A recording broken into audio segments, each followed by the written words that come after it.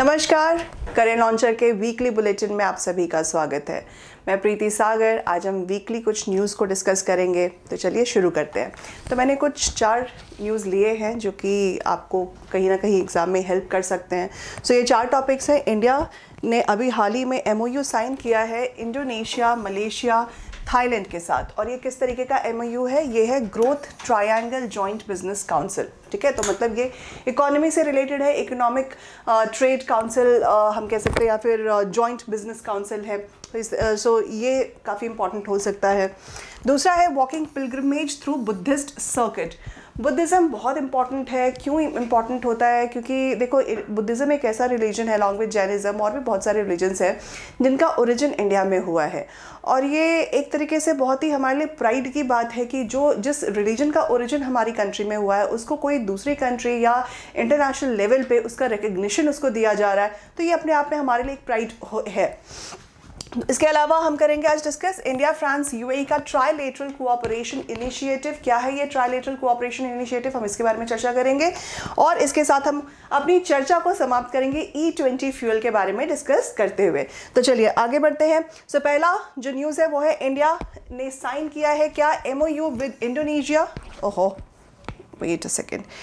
सो India ने join किया MOU with Indonesia, Malaysia, Thailand. So basically Indonesia, Malaysia, Thailand का जो ये ट्रायंगल जॉइंट बिजनेस काउंसिल है वो ऑलरेडी फॉर्म हो चुका था। कब हुआ था? 1993 में इन लोगों ने आपस में एक ये MOU साइन किया था। मतलब ये तीनों कंट्रीज़ कैसी है? इंडोनेशिया, मलेशिया, थाईलैंड, जो साउथ ईस्ट एशियन कंट्रीज़ है। मतलब हम साउथ एशिया में आते हैं और हमारे जो रिलेशन है साउथ ईस्ट एशियन नेशन से, जिसको हम आसियान बोलते हैं। आसियान बेसिकली ये ग्रुप है इन साउथ ईस्ट एशियन कंट्रीज़ का।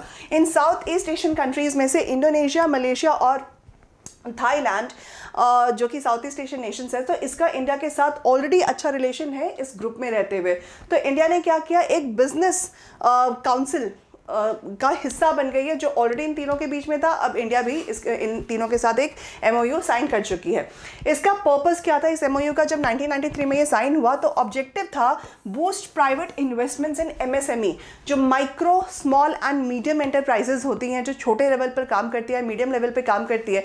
बेसिकली जो ये MSMEs होती है, इनका क्या रोल होता है हमारी इकॉनमी में?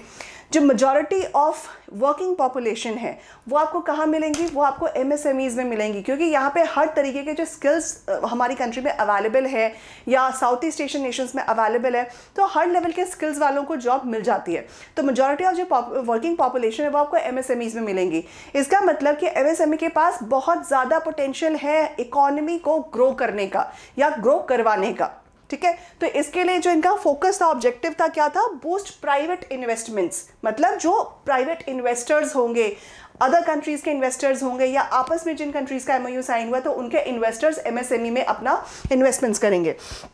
इसके साथ साथ during G20 energy transition meeting, जो अभी कुछ समय पहले एक वर्किंग ग्रुप फॉर्म हुआ था, जब G20 की मीटिंग हुई थी इन बेंगलुरु, इंडिया ने इस MOU को साइन किया इन तीनों कंट्रीज़ के साथ, इंडोनेशिया, मलेशिया और थाईलैंड के साथ। नाम क्या है? Growth triangle joint business council. So as per this MOU ये कंट्री एक साथ काम करेंगी सो दैट ये लोग एनर्जी एफिशिएंट प्रैक्टिसेस को अडॉप्ट कर सके। क्योंकि अगर हम इंडस्ट्रीज़ की बात करते हैं, हम बहुत सारे इंडस्ट्री में स्फीयर्स हैं या फील्ड्स हैं।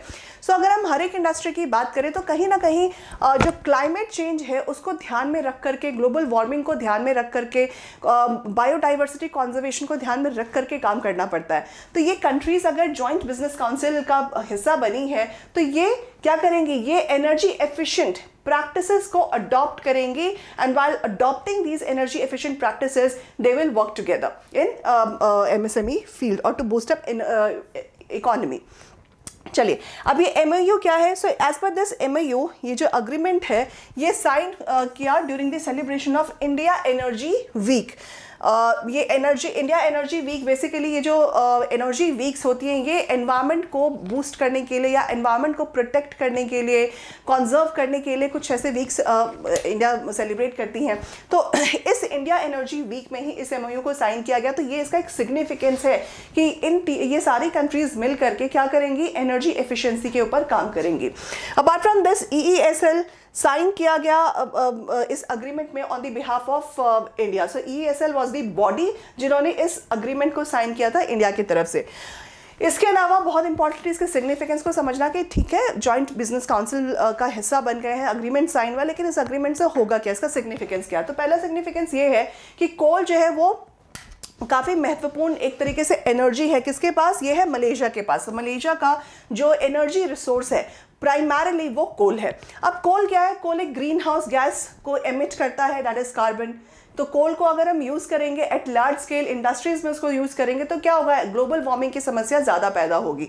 तो मलेशिया के पास ये है, लेकिन जो मलेशिया को क्या करना है, उसको क्लीन एनर्जी डेवलप करना है, ठीक है। तो क्लीन एनर्जी के लिए उसके पास पोटेंशियल है विंड और सोलर एनर्जी की, लेकिन वो कर नहीं पा रहा। तो इससे इंडिया के लिए ये अच्छा है कि इस एग्रीमेंट के तहत इंडिया के पास जो सोलर एनर्जी है, जो उनके पास एक्सेस है, सरप्लस है, वो इस कंट्री को बेच सकती है, ठीक है। तो ताकि वहाँ पे भी उनका, या जो हमारे पास टेक्नोलॉजी है सोलर एनर्जी को ज़्यादा से ज़्यादा प्रोड्यूस करने की, सो उन टेक्निक्स को हम टेक्नोलॉजी की ट्रांसफ़र कर सकते हैं। इसके साथ साथ थाईलैंड की अगर हम बात करें, सो थाईलैंड का जो कंट्रीब्यूशन है रिन्यूएबल एनर्जी में सिर्फ 8% है टोटल एनर्जी का। सो थाईलैंड को भी इंडिया की ज़रूरत है। सो इंडिया के पास एक बहुत ही अच्छा बिजनेस हम कह सकते हैं कि पोटेंशियल है ग्रीन एनर्जी की फील्ड में, ओके, जो इस अग्रीमेंट के तहत इन कंट्रीज़ के साथ मिल करके इंडिया एक्सचेंज कर सकता है, या इंडिया एक एज अ ट्रेड इस पर काम कर सकता है। जो इंडिया के पास है वो इंडिया इनको ट्रेड करेगा और ये तीनों कंट्रीज मिल करके उस पर काम करेंगी। सो इसका पर्पस यही है कि एनर्जी एफिशिएंट वर्क को काम करना है। चलिए moving on the next, that is making pilgrimage through Buddhist circuit. Buddhist circuit basically एक नेटवर्क है। ये नेटवर्क किस चीज़ का है, सो बुद्धिज़्म एक रिलीजन है जो कि इंडिया में जिसका ओरिजिन हुआ था, जो मैंने आपको बिगनिंग में भी बताया। इंडिया में ओरिजिन होने के साथ साथ ये बाकी देशों में भी, देखो जो बुद्धिज़्म का डेवलपमेंट है इंडिया के अंदर, पहले ओरिजिन होता है, फिर बहुत सारे डेवलपमेंट्स होती हैं, बहुत सारे फॉलोअर्स आते हैं। गौतम बुद्धा की डेथ के बाद ये सारे चेंजेस होने शुरू होते हैं। सो बुद्धिज़्म में एक ब्रेक भी आया, मतलब बुद्धिज़्म का डिवीजन हो जाता है। डिवीजन क्या था, हीनयान और महायान। जो महायान है मतलब ग्रेट व्हीकल, वो हमारे जो, अगर आप इंडिया का लोकेशन देखोगे, सो इंडिया साउथ एशिया का हिस्सा है। सो जो महायान है ग्रेट व्हीकल, वो उसका विस्तार हुआ इंडिया के ऊपर वाले कंट्रीज़ में, जैसे कि चाइना में हो गया, जापान में हो गया। सो जो इंडिया के नॉर्थ में है वहाँ पर महायान बुद्धिज़्म आप देखोगे। हीनयान मतलब लेसर व्हीकल, जो एक लास्ट डिवीजन था बुद्धिज़्म का, वो ये जो विंग है बुद्धिज़्म का, वो साउथ ईस्ट एशियन कंट्रीज़ में इंडिया से ये हम कह सकते हैं कि ट्रांसफ़र हुआ या वहाँ तक पहुँचा। सो बेसिकली साउथ कोरिया का इसमें बहुत ही अहम रोल है इस सर्किट को क्रिएट करने का, और क्रिएट करने का तो नहीं हम कह सकते, लेकिन जो अभी एक नया डेवलपमेंट है कि कुछ पिलग्रिम्स है, समवेयर 108 बुद्धिस्ट हैं जो क्या करेंगे, they will walk through the Buddhist circuit. So जितने भी बुद्धिज़्म से रिलेटेड इंपॉर्टेंट प्लेसेस हैं, या हम कह सकते हैं कि गौतम बुद्धा से रिलेटेड इंपॉर्टेंट प्लेसेस हैं, उन सभी प्लेसेस पर ये 108 बुद्धिस्ट क्या करेंगे, वॉक करेंगे। और इस वॉक का मतलब क्या है कि वो सारे जितने भी बुद्धिस्ट सर्किट्स हैं या प्लेसेस हैं, उन सभी सर्किट को एक दूसरे से कनेक्ट करते हुए एक सिग्निफाई करेंगे, एक सिग्निफिकेंस होगा इसका कि उसको कनेक्ट कर रहे हैं, ठीक है। सो क्या है, एक सोंगवाल सोसाइटी है। कहाँ पर है ये सांगवाल society, that is in South Korea. तो इन लोगों ने ऑर्गेनाइज किया है walking pilgrimage in India, walking pilgrimage in India, क्योंकि बुद्धिज़्म से रिलेटेड बहुत ही इंपॉर्टेंट साइट्स इंडिया में हैं, जैसे कि बुद्धा का जन्म, या बुद्धा ने अपना पहला सर्मन या पहला उपदेश कहाँ पर दिया था, या बुद्धा ने एनलाइटनमेंट कहाँ ली थी। इनफैक्ट बुद्धा का डेथ भी इंडिया में ही होता है। तो सब कुछ गौतम बुद्धा का जितना भी उनकी लाइफ से रिलेटेड चीज़ें वो सब इंडिया में हुई हैं। सो एक तरीके से इंडिया के लिए टूरिज्म का भी प्रमोशन है ना। और बुद्धिज़्म में काफ़ी ज़्यादा टूरिज्म है, बुद्धिस्ट साइट्स जो है वहाँ पे बहुत सारे टूरिस्ट आते हैं, कोरिया से, जापान से, every now and then we can see. So tourism को बहुत ज़्यादा इसमें पोटेंशियल मिलता है, और जो रिलीजन है उसका भी एडवर्टाइजमेंट होती है। चलिए इसके साथ साथ 108 बुद्धिस्ट, जैसे मैंने बताया कि वो क्या करेंगे, वो वॉक करेंगे and they will cover 1100 kilometre in India. मतलब जितना भी बुद्धिज्म से रिलेटेड इंपॉर्टेंट प्लेसेस है, उनका जन्म, उनका एनलाइटनमेंट, उनकी डेथ, उनका स्तूपा, सो इन सभी प्लेसेस को कनेक्ट करेंगे। और कनेक्ट करते हुए वो कितना किलोमीटर वॉक करेंगे, दैट इज 1100 किलोमीटर। कितने बुद्धिस्ट है, 108 बुद्धिस्ट है। सो पिलग्रिमेज क्या करेंगे, वो जितने भी इंपॉर्टेंट प्लेसेस है, खास करके यूपी और बिहार में, क्योंकि बुद्धा ने अपना जो जन्म काल जो है पूरा वो यूपी और बिहार के रीजन्स में बिताया है। सो उन सभी प्लेसेस पर वो लोग तकरीबन 43 डेज तक के स्पैन में ये वॉक को कवर करेंगे। इसके साथ साथ बुद्धिज्म ऑफिशियल रिलीजन है now in South Korea. So south Korea का ऑफिशियल रिलीजन क्या है, now it is Buddhism. And Buddhism south Korea में इंडिया से ही पहुंचा था। जैसे मैंने बताया कि साउथ ईस्ट एशियन नेशंस में या फिर जो एशियन कंट्रीज़ है वहाँ पर बुद्धिज्म इंडिया से ही है, क्योंकि इंडिया में ही इसका ओरिजिन हुआ था। कुछ मिशनरीज अशोका ने भेजे, कुछ मिशनरीज अशोका के बाद गए और इससे बुद्धिज्म का प्रमोशन हुआ, उसका विस्तार हुआ, उसका स्प्रेड हुआ। ठीक है। सो जो वॉकिंग पिलग्रिमेज है, ये लोग क्या करेंगे, ये लोग कल्चरल टाई को बूस्ट करेंगे between India and south Korea, है ना। और जो बाकी की कंट्रीज़ अगर इसमें कभी आगे चल के हिस्सा बनना चाहती हैं या कुछ ऐसा इनिशिएटिव लेती हैं, तो इससे क्या होगा, हमारे टाइज बूस्टअप होंगे। ठीक है, हमारे रिलेशंस बूस्टअप होंगे। चलिए, अब कौन कौन सी साइट्स है, ये भी बहुत इंपॉर्टेंट है जान लेना। तो ये इंपॉर्टेंट साइट्स मैंने कुछ यहाँ पर मेंशन की हैं। सो पहला तो जो ये पिलग्रिमेज है, सो ये लोग क्या करेंगे, ये लोग विजिट करेंगे कुछ साइट्स को। First is Nalanda university, Nalanda, जहाँ पर नालंदा महाविहार, जिसको आज भी महाविहार बोलते हैं, बेसिकली विहार और चैत्या, ये दो कुछ इंपॉर्टेंट टर्म्स है। विहार जो कि रेजिडेंस होता था बुद्धिस्ट मंक्स का, चैत्या माने प्रेयर हॉल्स, सो मोर वो चैत्या विहार के अंदर ही होती थी। सो नालंदा महाविहार बहुत ही बड़ा एक इंस्टीट्यूशन था बुद्धिज़्म का, जहाँ पे बहुत सारे बुद्धिज़्म के जो सब स्टडीज़ थे, सब सेक्ट्स थे, वो सब कुछ पढ़ाए जाते थे। बाहर के देशों से भी लोग यहाँ पर आकर के रहते थे, पढ़ते थे, और बहुत दूर तक इसका फैलाव था। लेकिन 12th सेंचुरी AD, मतलब जो ईयर था दैट वाज 1193, बख्तियार खिलजी जो कि एक मुस्लिम इन्वेडर था, उसने क्या किया, उसने नालंदा महाविहार को ख़त्म कर दिया, उसको नष्ट कर दिया, उसको जला दिया। और ऐसा कहा जाता है, जो वहाँ के स्थानीय लोग हैं वो लोग कहते हैं कि कई सालों तक वहाँ जो नालंदा महाविहार था वो जलता ही रहा। इसका मतलब कि वहाँ पे इतनी सारी किताबें थी, पूरा ज्ञान का भंडार था, उसको ख़त्म होने में भी काफ़ी समय लगा, ऑल्दो वो नष्ट कर दिया गया। आज उसके रूइंस या रिमेन्स हमारे पास बचे हुए हैं। तो ये बुद्धिस्ट मंक्स क्या करेंगे, पिलग्रिमेज क्या करेंगे, ये लोग नालंदा यूनिवर्सिटी जाएंगे, जो कि गुप्ता रूल के टाइम पे इस्टेब्लिश हुआ था, और इसका एंड हुआ 1193 बख्तियार खिलजी के डिस्ट्रक्शन के बाद। दूसरा साइट है बोध गया। बोध गया वो जगह है जहाँ पर बुद्धा को एनलाइटन मिला था अंडर द पीपल ट्री। जो पीपल का पेड़ है उसके नीचे बैठ करके बुद्धा ने फास्ट किया या मेडिटेशन किया, और उस मेडिटेशन में उनको अपने ज्ञान की प्राप्ति हुई कि दुख क्या है, दुख क्यों होता है, दुख को कैसे ख़त्म किया जा सकता है, और दुख को ख़त्म करने का क्या उसका प्रोसेस क्या है। ऑलराइट, सो ये जो बुद्धा को जो ज्ञान मिला था वो बोध गया में मिला था, जिसको हम एनलाइटनमेंट बोलते हैं। तो इस प्लेस पे भी वो लोग जाएंगे। जो दूसरा बहुत इंपॉर्टेंट जगह है वो है महापरिनिर्वाण टेम्पल। महापरिनिर्वाण ये वो इवेंट है जब बुद्धा इस लाइफ को छोड़ करके, अर्थ को छोड़ करके चले जाते हैं, व्हेन ही डाइड। ओके, सो ये जो जगह है महापरिनिर्वाण, ये है कुशीनगर में महापरिनिर्वाण टेम्पल, जो कि बुद्धा के डेथ से संबंधित है और काफ़ी महत्वपूर्ण है। तो यहाँ भी इन लोगों का विजिट होगा। इसके बाद रामाभार स्तूप। रामाभार स्तूप बेसिकली स्तूप क्या है, एक आर्किटेक्चर है जो बुद्धा के डेथ के बाद बनाया गया था, जो सिग्निफाई करता है बुद्धा और बुद्धिस्ट मंक्स के डेथ को।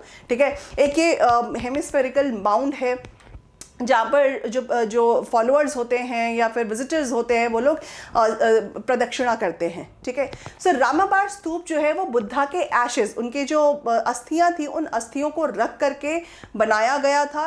ये भी कुशीनगर में ही स्थित है, तो वो लोग यहाँ पे भी जाएंगे। इसके अलावा लुम्बिनी वो जगह है जहाँ पे गौतम बुद्धा का जन्म हुआ था, जो कि नेपाल का जो तराई रीजन है उसके फुट हिल्स में ये लुम्बिनी वन है। जब उनकी मदर माया वो अपने पिता के घर जा रही थी, तो रास्ते में ही उनको लेबर पेन होता है, एंड जो पूरा काफिला था वो लोग रुक जाते हैं ताकि थोड़ा सा रेस्ट कर ले, और यहीं पर गौतम बुद्धा का जन्म होता है। ठीक है। तो ये सभी प्लेसेस हैं जो कि बहुत ही इम्पॉर्टेंट हैं और ये आपके कई एग्जाम्स में भी पूछ लिए जाते हैं और कई बार हमें जानकारी भी होनी चाहिए क्योंकि भाई इंडिया में ही इतना सब कुछ हुआ है तो, और कई लोगों को इसकी जानकारी नहीं भी होती है, तो इससे आप कुछ जानकारी प्राप्त कर सकते हैं। चलिए, now next one, India France UAE trilateral cooperation initiative. अब ये भी 3 कंट्रीज के बीच में है, इंडिया, फ्रांस एंड यूएई, तो ये ट्राइलेटरल कोऑपरेशन है। अब ये भी बिजनेस से संबंधित है 3 कंट्रीज के बीच में, और सिर्फ बिजनेस या इकोनॉमी ही इंपॉर्टेंट नहीं होती है। अगर कंट्रीज के बीच में कोई भी कोऑपरेशन होता है तो कोऑपरेशन बहुत सारे फील्ड्स में हो सकता है, एनर्जी में होता है, डिफेंस में होता है, ट्रेड में होता है, मतलब कई तरीके से हम अपने टाइज को और ज़्यादा मजबूत कर सकते हैं और बहुत सारे पोटेंशियल्स होते भी हैं। चलिए, तो न्यूज़ क्या है? सो रिसेंटली क्या हुआ, इंडिया ने अपने बायलैटरल ट्रेड यूएई के साथ को बढ़ाना शुरू किया या उसको बढ़ावा दिया। इसके साथ साथ सेपा और गोल्डन वीज़ा प्रोग्राम जो कि यूएई तक एक्सटेंड किया गया और बिजनेस रिलेशंस को भी बढ़ाया गया क्योंकि इसके अंदर पोटेंशियल था, तो बिजनेस रिलेशंस को भी इंक्रीज किया गया दोनों कंट्रीज़ के बीच में। इसके अलावा इंडिया का ऑलरेडी फ्रांस के साथ बहुत ही स्ट्रॉन्ग डिफेंस रिलेशन है क्योंकि डिफेंस टेक्नोलॉजी का आदान प्रदान दोनों कंट्रीज़ के बीच में होता रहता है। जैसे कि हम फ्रांस से फाइटर जेट्स ले चुके हैं या ड्रोन्स हम ले चुके हैं। वेट अ मिनट, या सो फ्रांस के साथ हमारे पास हमने उनसे फाइटर जेट्स लिया है, ड्रोन्स लिया है जो कि अभी इंडियन मिलिट्री में यूज़ किए जाते हैं। तो मतलब इंडिया और फ्रांस का ऑलरेडी डिफेंस टाई है और ये जो टाई है फर्दर एक्सटेंड किया गया है। कहाँ पे, किस फील्ड में एक्सटेंड किया गया है? तो ये है trilateral cooperation initiative with in these countries. So further इनके जो टाइज है वो और मजबूत होंगे और एक्सटेंड होंगे। सो इस टाइम में क्या है या ट्राइलेटरल कोऑपरेशन में क्या किया गया है, बेसिकली अंडर दिस इनिशिएटिव ये सभी कंट्रीज मिल करके क्या करेंगी, डिज़ाइन करेंगी और इम्प्लीमेंट करेंगी एनर्जी प्रोजेक्ट्स। एनर्जी प्रोजेक्ट्स मतलब एनवायरनमेंट फ्रेंडली प्रोजेक्ट्स, ठीक है। अगर इंडस्ट्रीज़ या ट्रेड को सेटअप करना है, बूस्ट करना है, तो बहुत ज़रूरी है कि हम एनवायरनमेंट को रख करके ध्यान में रख करके करें। सो एनर्जी प्रोजेक्ट्स के तहत ये काम होगा। इसके अलावा ये जो प्रोजेक्ट है ये किन चीज़ों को फोकस करता है? एनर्जी कॉन्जर्वेशन को, क्लाइमेट चेंज को और कॉन्जर्वेशन ऑफ बायोडाइवर्सिटी, ठीक है। तो मतलब पूरा का पूरा एक तरीके से एनवायरनमेंट फ्रेंडली ये ट्राइलेटरल कोऑपरेशंस है तीनों कंट्रीज़ के बीच में, इंडिया, फ्रांस एंड यूएई के बीच में। इसका सिग्निफिकेंस क्या है? सो इंडिया ने अभी भी G20 को होस्ट किया और यूएई ने COP28 को होस्ट किया, ठीक है। तो अब दोनों ही कंट्रीज़ मतलब अपना जो उनका प्रेसिडेंटशिप है वो किसके लिए समर्पित है या किसको ये हम कह सकते हैं, हाँ समर्पित कह सकते हैं। तो किसको समर्पित है? वो है ग्लोबल वार्मिंग को पे काम करने को लेकर के और एनर्जी कंजर्वेशन को लेकर और बायोडाइवर्सिटी कंजर्वेशन को लेकर के। तो दोनों की ही प्रेसिडेंटशिप काफ़ी इंपॉर्टेंट है। सो ये जो इनिशिएटिव है ये एक तरीके का काफ़ी अच्छा प्लेटफॉर्म है दोनों कंट्रीज़ के लिए जहाँ पर एनवायरनमेंट रिलेटेड वर्क ये कर सकती हैं at the global level with the global issues. इसके अलावा ये इनिशिएटिव इन जितने भी एजेंसीज़ हैं इन कंट्रीज़ के पास जो जैसे एनवायरनमेंट रिलेटेड हो गई, इंडस्ट्रीज रिलेटेड हो गई, ट्रेड रिलेटेड हो गई, सो वो सभी एजेंसीज, स्टेक होल्डर्स, ये सभी लोग मिल करके एनर्जी प्रोजेक्ट्स के ऊपर काम करेंगे ताकि हम ग्लोबल वार्मिंग को ख़त्म कर सके या कम कर सके या सस्टेनेबल प्रोजेक्ट्स के ऊपर काम करेंगे। सो ये वर्ड की टर्म यूज़ कर सकते हैं। इसके अलावा इन कंट्रीज़ के पास को अपॉर्चुनिटीज़ मिलेंगी ताकि ये लोग अपने टेक्नोलॉजिकल, सोशल और इकोनॉमिक पॉलिसीज़ को लाइन अप कर सके। सो टेक्नोलॉजिकल, सोशल और इकोनॉमिक पॉलिसीज़ का मतलब क्या हुआ कि टेक्नोलॉजिकल ट्रांसफर्स होगी इन कंट्रीज़ के बीच में।